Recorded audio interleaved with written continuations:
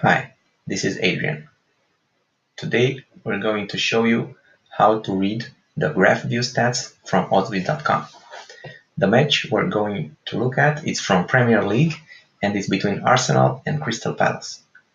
Because it hasn't played yet, we don't have a score. At the top of the page, you see the smart stats Oddsviz is offering, that is attack force, defense strength, and shape or stamina. You can find a short description of how they are computed on our website, but you can pretty much gauge what they mean from their names.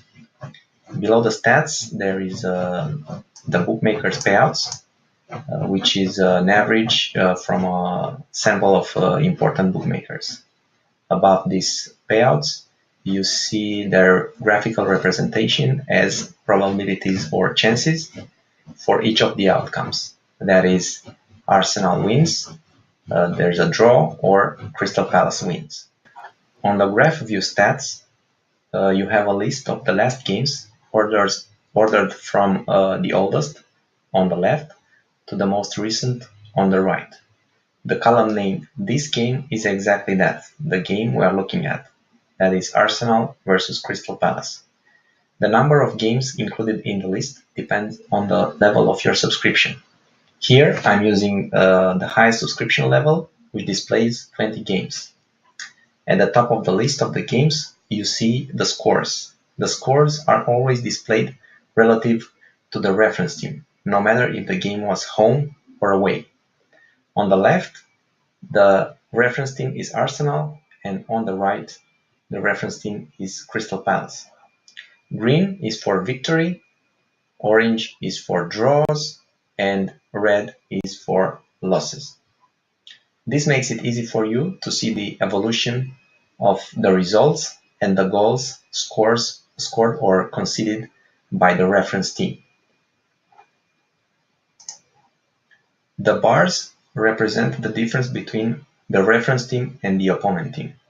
As you can see, there is a baseline which represents 0. If the bar is above the baseline, like here, here, and here, this means the opponent team was weaker. If the bar is below the baseline, like here, here, and here, this means the opponent was stronger. Consequently, the column This Game on the right is the mirror of the same column on the left. So if the attack of the left team is stronger, then the attack of the right team is weaker, and vice versa. When you highlight a game on any side by mousing over, like this, a similar game on the other side will be highlighted. The application will try to find the most recent game with the same opponent. If it doesn't find one based on this rule, it will highlight the game on the same position. Because here I'm using the highest level subscription, and we're seeing 20 games, most likely there will always be a similar game based on the opponent. So in this case, I'm highlighting a game on the left against Chelsea, and on the right, a similar game against Chelsea is displayed. Below the games list, you see a detailed radar graph for each game. Here you can see the shape or stamina stat, plus the attack and defense broken down by first half and second half.